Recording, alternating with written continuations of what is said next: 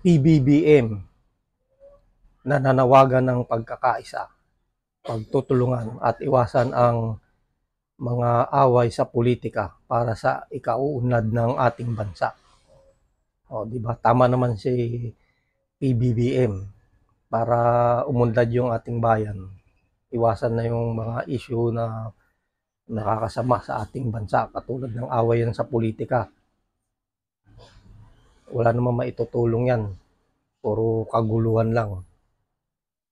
Sa huli, ang bansa natin ang napeperwisyo.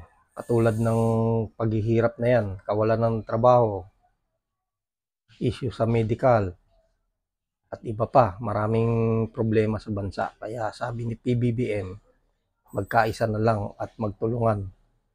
Kalimutan na yung mga nakaraan na kaguluhan na yan na away sa politika para sa ikauunlad ng ating bansa. Kaya suportahan natin ang ating presidenteng PBBM para sa kanyang mga plano sa ating bayan.